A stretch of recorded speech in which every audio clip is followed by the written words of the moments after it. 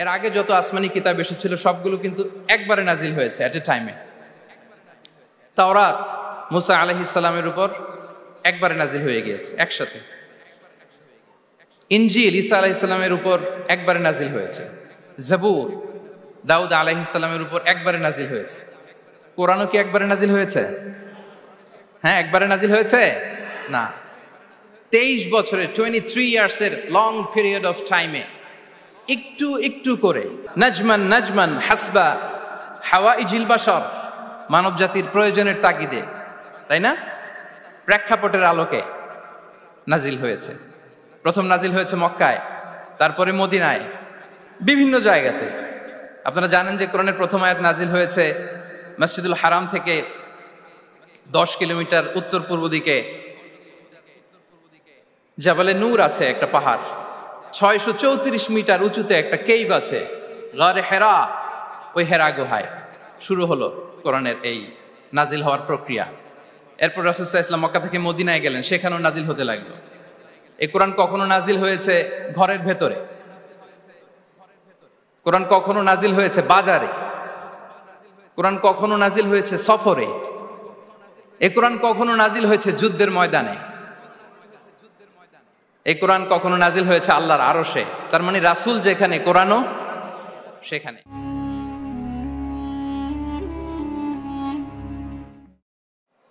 আমরা শুরুতেই আল্লাহ রাব্বুল ইজ্জা ওয়াল জালালের দরবারে শুকরিয়া জ্ঞাপন করছি যে আল্লাহ তাআলা আমাদেরকে এরকম চমৎকার একটি ইভেন্টে একত্রিত হওয়ার সুযোগ করে দিয়েছেন। আমরা সবাই একসাথে পড়ছি কালিমাতুশ শুকর, আলহামদুলিল্লাহ।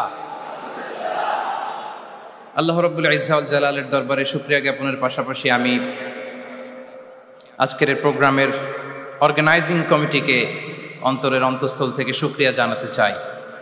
And I would like to specially thank the police department, the security department, the volunteers, media, press, and the organizing committee for organizing such an amazing event. Barakallahu fikum jami'an. সম্মানিত সুধী, কিনোট সেশনে আসলে খুব লম্বা চূড়া কথা বলার সুযোগ নেই, এবং আমি শুনেছি আমার পরপরই ইমাম ওমর সুলাইমান, অনেক বড় স্কলার, উনি আপনাদেরকে আরো চমৎকার করে মাগরিবের আগে কথা শোনাবেন। আমি আপনাদের খেদমতে একটা ছোট্ট টপিক নিয়ে কিছু আলোকপাত করবার চেষ্টা করবো ইনশাআল্লাহ বিইذنিল্লাহ। যে টপিকটা নিয়ে আমি কথা বলবো সেটা হচ্ছে the way Quran guides humanity. Quran যেভাবে আমাদেরকে পথ দেখায়, কোরআন যেভাবে আমাদেরকে ইনস্ট্রাকশন দেয়, কিভাবে কোরআন আমাদেরকে গাইড করে, এই টপিকটা নিয়ে কথা বলবো। তো আমি শুরুতেই কালামুল্লাহ মাজিদের একটি আয়াত তেলাওয়াত করেছি যেখানে আল্লাহ তাআলা কোরআনের 4টি ফিচার একসাথে উল্লেখ করেছেন। আল্লাহ তাআলা কোরআনকে এই আয়াতে বলেছেন যে ওয়ানাজ্জালনা আলাইকাল কিতাবা তিবয়ানান লিকুল্লি শাই।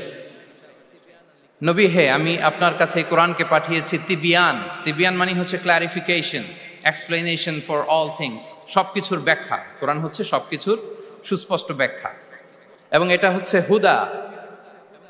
2 নম্বর ফিচার হচ্ছে কোরআন হচ্ছে হুদা, গাইডেন্স, যেটা আপনাদের এই কনভেনশনের থিমের সাথে প্রাসঙ্গিক, কারণ এবারের কনভেনশনের থিম হচ্ছে আল কোরআন গাইডেন্স ফর হিউম্যানিটি। তো কোরআন 1 নম্বরে হচ্ছে ক্লারিফিকেশন বা এক্সপ্লেনেশন, তারপর কোরআন হচ্ছে গাইডেন্স, এরপর আল্লাহ বলেছেন রাহমা, মার্সি, এবং আয়াতের সবশেষে আল্লাহ বলেছেন যেটা হচ্ছে বুশরা লিল মুসলিমিন, glad tidings for the believers. তো এই 4টা ফিচারের মধ্যে আমি কোরআন যে হুদা, কোরআন যে গাইডেন্স, এটা নিয়ে কিছু আলোকপাত করবো ইনশাআল্লাহ বিইذনিল্লাহ। আমরা রমাদানের আয়াত সবাই জানি, সূরাতুল বাকারাতে রমাদান নিয়ে যে আয়াতটি এসেছে, ওই আয়াতে আল্লাহ তাআলা কোরআনকে গাইডেন্স বলেছেন, শাহরু রমাদানাল্লাযী উনজিলা ফীহিল কুরআন। তারপর কি? হুদাল লিন্নাস, গাইডেন্স ফর হিউম্যানিটি। এবং এই গাইডেন্সটা এটা সবার জন্য। অন্য আয়াতে আল্লাহ তাআলা বলছেন ইন হুয়া ইল্লা যিকরা লিল আলামিন। এই কোরআনটা হচ্ছে রিমাইন্ডার ফর হোল ওয়ার্ল্ড, গোটা বিশ্বের জন্য কোরআনটা হচ্ছে গাইডেন্স বা reminder, including jinnkind and mankind. যদি প্রথম আয়াতে আল্লাহ বলেছিলেন বুশরা লিল মুসলিমিন, কিন্তু এই আয়াতে আমরা দেখলাম যে এটা হচ্ছে যিকরা লিল আলামিন, গোটা বিশ্বের জন্য এটা রিমাইন্ডার, ম্যানকাইন্ডের জন্য রিমাইন্ডার, জিনকাইন্ডের জন্য রিমাইন্ডার। এবং জিনেরা, জিনকাইন্ড, জিন জাতি এটা স্বীকার করেছে যে কোরআন মানুষকে পথ দেখায়, বিশ্ববাসীকে পথ দেখায়। তারা যখন তায়েফে বিষ্ণু ঈসা ইসলামের কণ্ঠে সর্বপ্রথম তারা কোরআনিক রিসাইটেশন তারা শুনলো, তারা যেটা বলেছিল আল্লাহ তাআলা সরাসরি কোট করেছেন কোরআনে, সেটা তারা বলেছিল, ইন্না সামি'না কুরআনান আজাবা ইয়াহদি ইলা রুশদি ফাআমান্না বিহি, indeed we have heard an amazing Quran and it guides to the right path. আমরা একটা অসাধারণ কোরআন শুনেছি এবং এটা ইয়াহদি ইলা রুশদ, গাইড করে, পথ দেখায় সঠিক রাস্তায়। তো আমরা বুঝতে পারলাম কোরআন হচ্ছে গাইডেন্স, আমাদেরকে পথ দেখায়। কোরআন গাইডেন্স হওয়ার সবচেয়ে বড় কারণ হচ্ছে কোরআন হচ্ছে এই পৃথিবীর সবচাইতে the most interactive and relevant book to human being. সবচাইতে জীবন ঘনিষ্ঠ এবং প্রাসঙ্গিক কিতাব হচ্ছে আল কোরআন। কিতাবটার নাম কি? সবাই বলুন একসাথে, কি নাম? সবচাইতে প্রাসঙ্গিক, জীবন ঘনিষ্ঠ, the most interactive book ever in the world. এর কারণ হচ্ছে এর আগে যত আসমানি কিতাব এসেছিল সবগুলো কিন্তু একবারে নাজিল হয়েছে এট এ টাইমে। তাওরাত মুসা আলাইহিস সালামের উপর একবারে নাজিল হয়ে গিয়েছে একসাথে। ইনজিল ঈসা আলাইহিস সালামের উপর একবারে নাজিল হয়েছে। জাবুর দাউদ আলাইহিস সালামের উপর একবারে নাজিল হয়েছে। কোরআনও কি একবারে নাজিল হয়েছে? হ্যাঁ, একবারে নাজিল হয়েছে না, 23 বছরের 23 ইয়ার্সের লং পিরিয়ড অফ টাইমে একটু একটু করে নাজমান নাজমান হাসবা হাওয়াইজিল বাশার, মানব জাতির প্রয়োজনের তাগিদে, তাই না, প্রেক্ষাপটের আলোকে নাজিল হয়েছে। প্রথম নাজিল হয়েছে মক্কায়, তারপরে মদিনায়, বিভিন্ন জায়গাতে। আপনারা জানেন যে কোরআনের প্রথম আয়াত নাজিল হয়েছে মসজিদুল হারাম থেকে 10 কিলোমিটার উত্তর পূর্ব দিকে জাবালে নূর আছে, একটা পাহাড়, 634 মিটার উঁচুতে একটা কেইভ আছে, গারে হেরা। ওই হেরা গুহায় শুরু হলো কোরআনের এই নাজিল হওয়ার প্রক্রিয়া। এরপর রাসূল সাল্লাল্লাহু আলাইহি ওয়াসাল্লাম মক্কা থেকে মদিনায় গেলেন, সেখানেও নাজিল হতে লাগলো। এই কোরআন কখনো নাজিল হয়েছে ঘরের ভেতরে, কোরআন কখনো নাজিল হয়েছে বাজারে, কোরআন কখনো নাজিল হয়েছে সফরে, এই কোরআন কখনো নাজিল হয়েছে যুদ্ধের ময়দানে, এই কোরআন কখনো নাজিল হয়েছে আল্লাহর আরশে। তার মানে রাসূল যেখানে কোরআনও সেখানে। কতটা ইন্টারেক্টিভ কিতাব! রাসূল সাল্লাল্লাহু আলাইহি ওয়াসাল্লাম তার জীবনে, তার পরিবারে, তার সমাজে, রাষ্ট্র পরিচালনায় যেখানেই তিনি সংকটের মুখোমুখি হয়েছেন, ঠিক তখনই সমাধান নিয়ে হাজির হয়েছে কোরআন। এজন্য এটা হচ্ছে the most interactive and relevant book to human being, সবচাইতে প্রাসঙ্গিক, জীবন ঘনিষ্ঠ একটা কিতাব। এবং এই কোরআনকে আল্লাহ তাআলা লাইট বলেছেন, আলো। ওয়া আনজালনা ইলাইকুম নূরাম মুবিনা, নবী হে, আপনার কাছে আমি লাইট পাঠিয়েছি। কোরআন এটা আলো, কারণ পথ দেখাতে হলে তো লাইট লাগবে। যেটা আপনাকে পথ দেখাবে তার মধ্যে যদি আলো না থাকে, সে পথ দেখাতে পারবে নাকি? পারবে না। তো কোরআনকে আল্লাহ তাআলা লাইট বলেছেন। এবং কোরআন শুধু নিজেই লাইট নয়, শুধু নিজেই আলো নয়, সে আলোর দিকে নিয়ে যায়। আল্লাহু আকবার। আলিফ লাম রা কিতাবুন আনজালনাহু ইলাইকা লিতুখরিজান নাসা মিনাল যুলুমাতি ইলান নূর।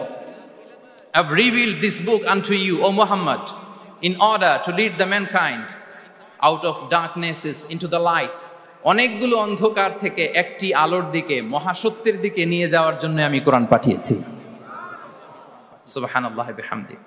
এবং একটু খেয়াল করে যদি আমরা দেখি যে একটি পুরো জাতি, একটি পুরো গোষ্ঠীর জীবনধারা পাল্টে দিয়েছিল কোরআন, যাদের লেখাপড়া জানা ছিল না, অক্ষর জ্ঞানহীন একটা জাতি, একটা ভূখণ্ডের জীবনধারা পাল্টে দিয়েছে এই কোরআন। কোরআন যেমনি আলো, তার পাশাপাশি কোরআন হচ্ছে ক্রাইটেরিয়ান। কোরআন সত্য এবং মিথ্যার মধ্যে পার্থক্য তৈরি করে দেয়। আপনি কোরআনের লেন্স দিয়ে যদি এই বিশ্বকে পরখ করতে চান, কোরআনের লেন্স দিয়ে যদি এই পৃথিবীকে আপনি পরখ করেন, তাহলে দেখবেন যে কোনটা সত্য কোনটা মিথ্যা আপনার কাছে এটা সুস্পষ্ট হয়ে যাচ্ছে, ঠিক কি না? আল্লাহ তাআলা বলছেন, তাবারাকাল্লাযী নাযালাল ফুরকানা আলা আবদিহি লিয়াকুনা লিল আলামিনা নাযীরা। ফুরকান বলেছেন আল্লাহ তাআলা কোরআনকে এখানে। The criterion, it differentiates between right and wrong. Quran পড়লে আপনি বুঝতে পারবেন কোনটা সত্য কোনটা মিথ্যা। এবং সবচাইতে মজার ব্যাপার হচ্ছে কোরআন হচ্ছে একটা টাইমলেস মিরাকেল। টাইমলেস মিরাকেল, চিরন্তন মুজিজা, এটার কোনো লয় নাই, ক্ষয় নাই। আল্লাহ তাআলার যেমনি লয় নাই, ক্ষয় নাই, কোরআনেরও লয় নাই, ক্ষয় নাই। কারণ কোরআন কিন্তু আল্লাহর ক্রিয়েশন নয়, আল্লাহর সৃষ্টি নয়, এটা কিন্তু আল্লাহর সিফা। আপনারা জানেন তো এটা, কোরআন কিন্তু আল্লাহর সিফা। আল্লাহরও ক্ষয় নাই, কোরআনেরও ক্ষয় নাই। এবং অন্যান্য নবীদেরকে যে কিতাব দেয়া হয়েছে সেটা তাদের হেদায়েতের জন্য, আর সেই কিতাবকে তারা পরিবর্তন করে ফেলেছে। সেই কিতাবগুলোর আদি এবং আসল রূপ কিন্তু অবশিষ্ট নেই। কিন্তু কোরআন শুধু হেদায়েতই নয়, গাইডেন্সই নয়। কোরআন যেমনি হেদায়েত, পাশাপাশি কোরআন হচ্ছে মুজিজা।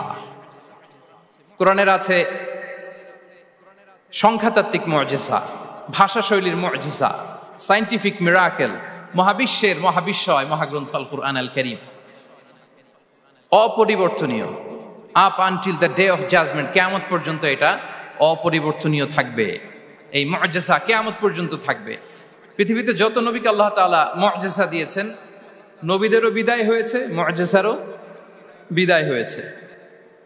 নবীরা চলে গিয়েছেন, সাথে সাথে মুজিজাও চলে গিয়েছে। আল্লাহ নবী দাউদ আলাইহিস সালামকে আল্লাহ মুজিজা দিয়েছিলেন, তিনি লোহা ধরলে লোহা গলে নরম হয়ে যেত, উনি এটা দিয়ে আর্মর বানাতেন, যুদ্ধাস্ত্র বানাতেন। ওয়া আলান্না লাহুল হাদিদ। কিন্তু দাউদ আলাইহিস সালামের ইন্তেকালের পরে কেউ আর এটা রিপিটেশন করে দেখাতে পারেনি, এমনটা হয়নি আর তার উম্মতের মধ্যে। আল্লাহ নবী মূসা আলাইহিস সালামকে আল্লাহ তাআলা মুজিজা দিয়েছিলেন, তিনি লাঠি জমিনে রাখলে সেটা সাপ হয়ে যেত। ফাআলকাহা ফাইদা হিয়া হাইয়াতুন তাসআ, মুভিং স্নেক হয়ে যেত। কিন্তু মূসা আলাইহিস সালামের ইন্তেকালের পরে কেউ আর ওই লাঠি দিয়ে মুভিং স্নেক বানাতে পারে নি। বনি ইসরাইলের কাছে কিন্তু ওই লাঠিটা ছিল, আপনারা জানেন। বনি ইসরাইলের কাছে একটা তাবুত ছিল, উডেন বক্স, ওটার মধ্যে বাকিয়াতুম মিম্মা তারাকা আলু মূসা ওয়া আলু হারুন, মূসা আলাইহিস সালামের ব্যবহৃত পাগড়ি, জুব্বা, আর ওই লাঠি, হারুন আলাইহিস সালামের পাগড়ি, জুব্বা, এগুলো ছিল। তার মানে মূসা আলাইহিস সালামের ইন্তেকালের পরে যে লাঠি দিয়ে মূসা আলাইহিস সালাম সাপ বানাতেন, ওই লাঠি ছিল, কিন্তু সেই লাঠি দিয়ে আর কেউ কোনোদিন সাপ বানিয়ে দেখাতে পারে নি। আল্লাহ নবী ঈসা আলাইহিস সালামকে আল্লাহ তাআলা আরো মাইন্ড ব্লোয়িং মুজিজা দিয়েছিলেন। ওয়া উবরিউল আকমাহা ওয়াল আবরাসা ওয়া উহিল মাউতা বিইذনিল্লাহ। শ্বেত রোগী, ধবল রোগীর গায়ে হাত বুলিয়ে দিলে রোগ ভালো হয়ে যেত। অন্ধ ব্যক্তির চোখে টাচ করে দিলে সে দৃষ্টিশক্তি ফিরে পেত। মৃত ব্যক্তিকে আল্লাহ নবী ঈসা আলাইহিস সালাম কুম বিইذনিল্লাহ বলার সাথে সাথে মৃত ব্যক্তি জীবিত হয়ে যেত। কিন্তু এই নবী আলাইহিমুস সালামদের বিদায় যখন ঘটেছে, সাথে সাথে তাদের মুজিজারও বিদায় হয়েছে।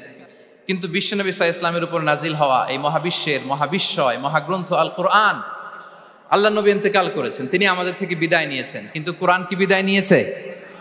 আওয়াজ করে সবাই বলতে হবে, কোরআন কি বিদায় নিয়েছে? কিয়ামত পর্যন্ত থাকবে।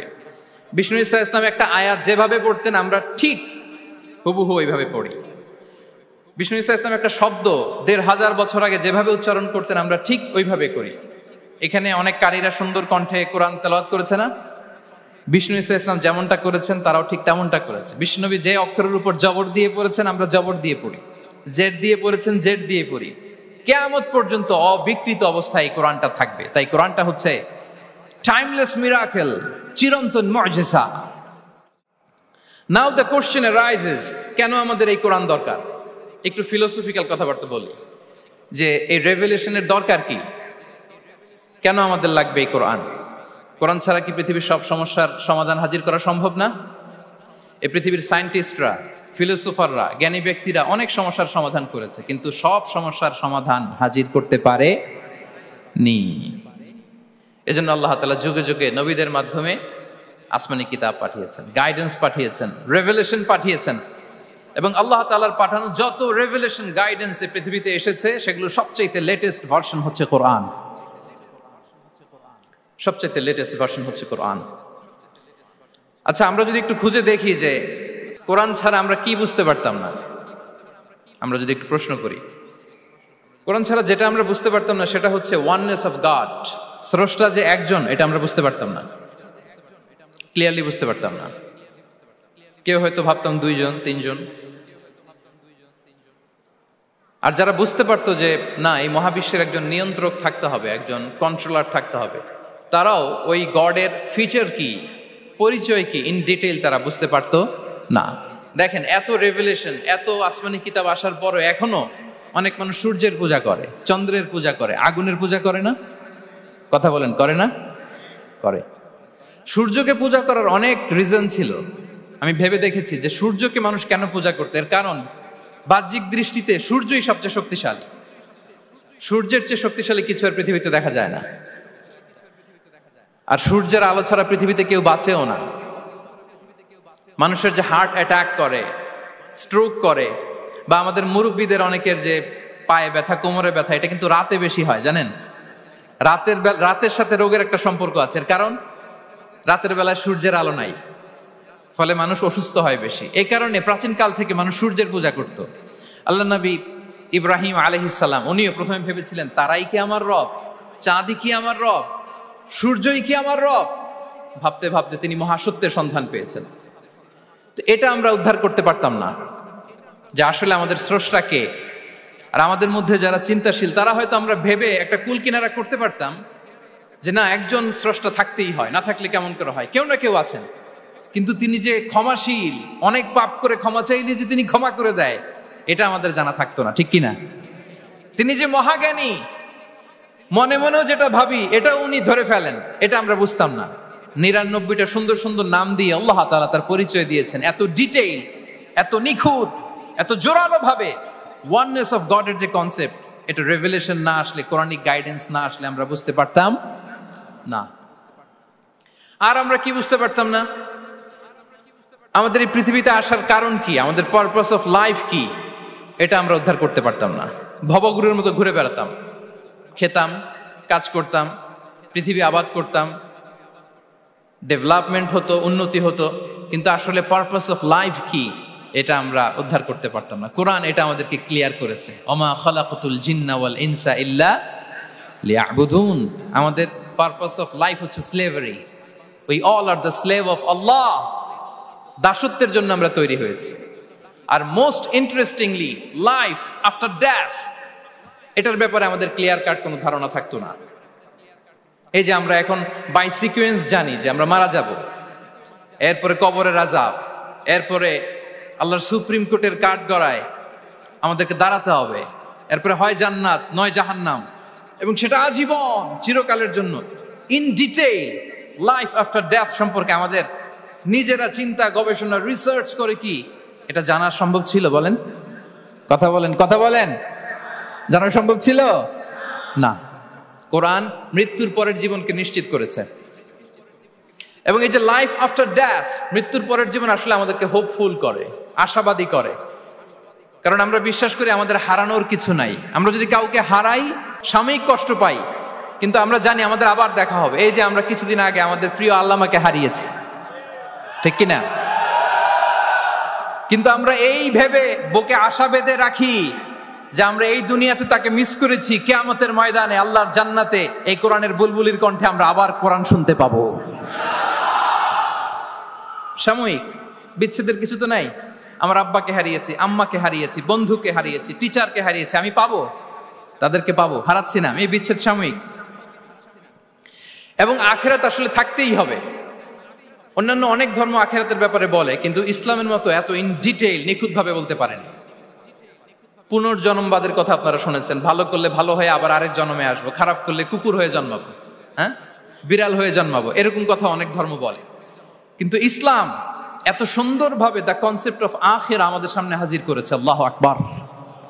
এটা হিউম্যান ব্রেইন দিয়ে ওই ব্যাপারে আমাদের কোনো কিছুই জানার সুযোগ ছিল যদি আল্লাহ তাআলা কোরআনিক গাইডেন্স না পাঠাতেন। এবং আখিরাত আসলে থাকতেই হবে। ইফ দেয়ার ইজ নো আখিরা, then this worldly life would be a joke. আখিরা না থাকলে তো এটা একটা joke, it's a fun, it's a rubbish thing. আখিরা থাকতেই হবে, কারণ অনেক কিছু পৃথিবীতে সেটেল হয়নি, সেটেল হয় না। আপনাকে মেরেছে, কাউকে হত্যা করেছে, কাউকে গুম করেছে, পৃথিবীর কেউ জানে নাই, তো এটা সেটেলমেন্ট হওয়া লাগবে না? কথা বলেন না কেন? There are plenty of issues are abandoned, unsettled. অনেক ইস্যু আছে, সেটেল হয় নাই, এগুলো সেটেল হবে। কড়াই গন্ডায় হিসেব চাওয়া হবে, যত ঋণ সেদিন আদায় করা হবে। চিল্লায় বলেন ঠিক কিনা? এজন্য আখিরাত লাগবে। এবং আখিরাত যদি না থাকে, এই পৃথিবীতে আমরা কোনো বিচার কার্যক্রম পরিচালনা করলেও ওইটা ইনসাফপূর্ণ হওয়া সম্ভব না। কোনো বিচার ইনসাফপূর্ণ হতে পারে না যদি আখিরাত না থাকে। ফর এন এক্সাম্পল, খেয়াল করে উত্তর দিবেন। একজন মানুষ 10 জনকে হত্যা করলো। কয়জনকে? সবাই বলুন কয়জনকে? এখন তার বিচার করা হচ্ছে। বিচারের রায় আসলো ডেথ পেনাল্টি, মৃত্যুদণ্ড। কিন্তু তাকে কয়টা মৃত্যুর স্বাদ দেয়া যাবে বলেন? হ্যাঁ, কয়টা? উনি মারছিল কয়টা?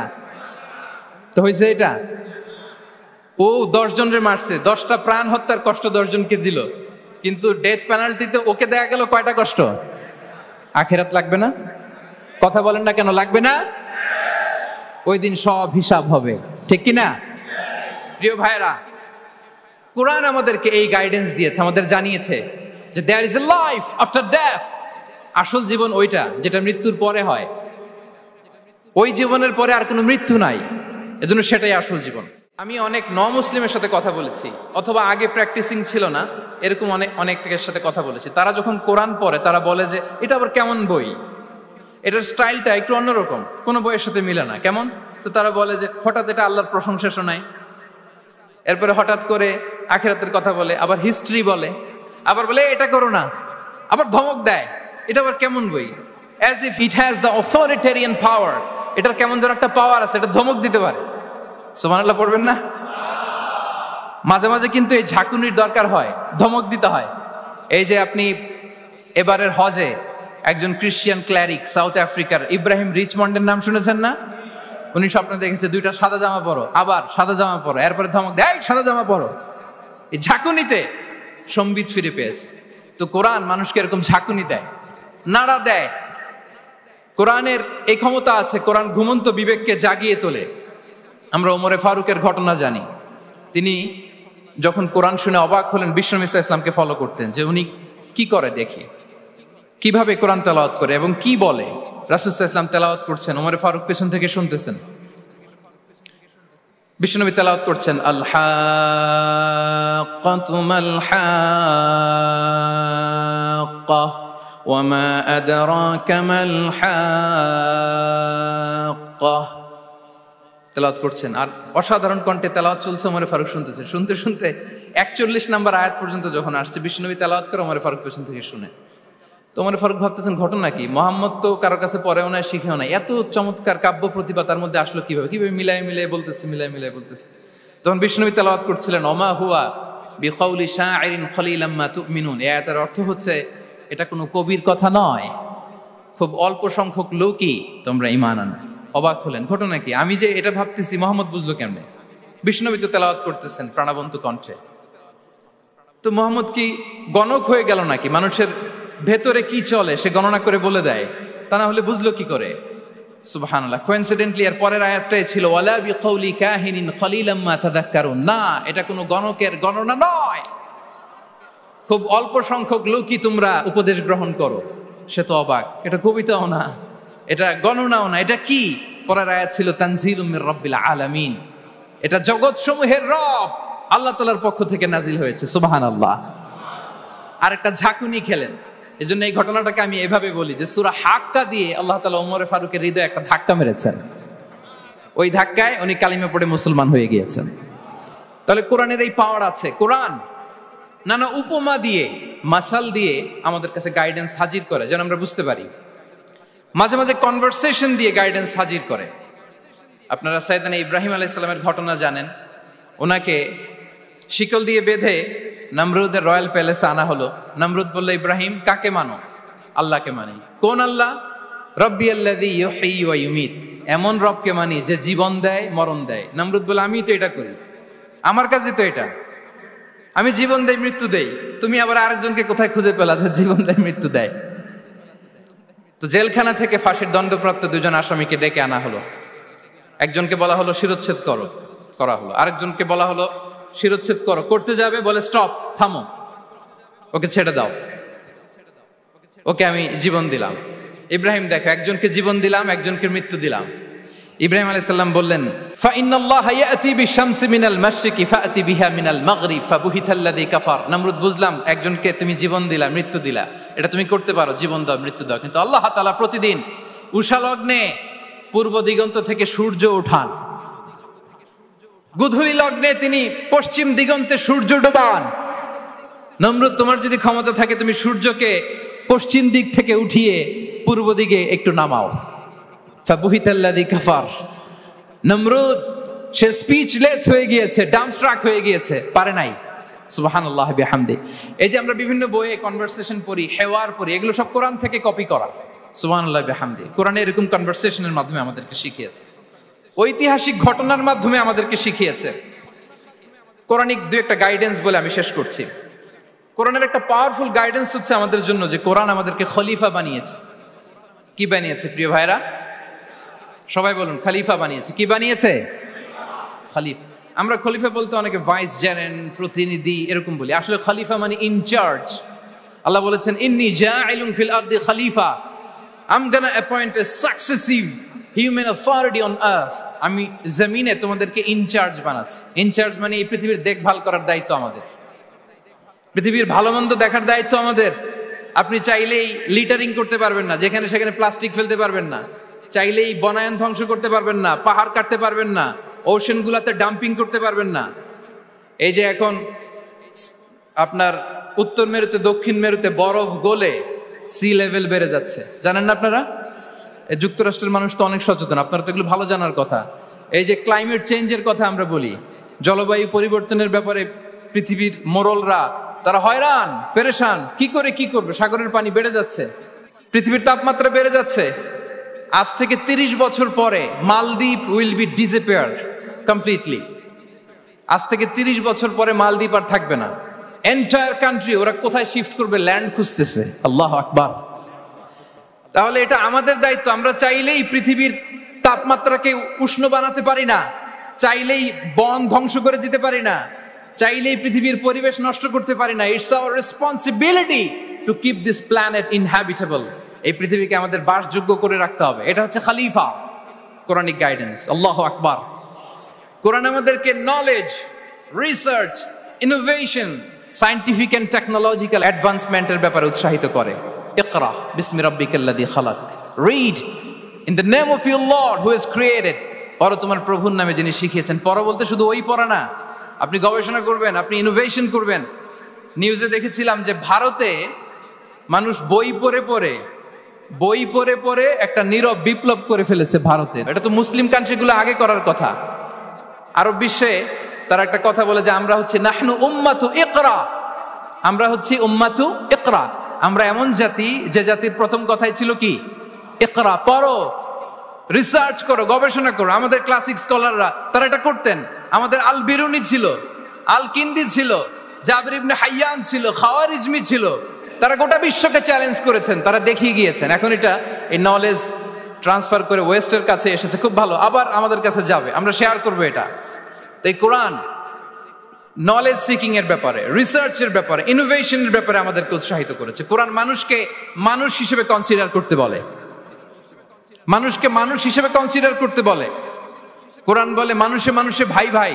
আপনারা শুনেছেন যে কাতারে যে ফিফা ওয়ার্ল্ড কাপটা হলো, একটা আয়াত তেলাওয়াত করে তারা ওয়ার্ল্ড কাপটার ইনগ্রেশন প্রোগ্রাম করেছে। আপনারা জানেন আয়াতটা কি ছিল?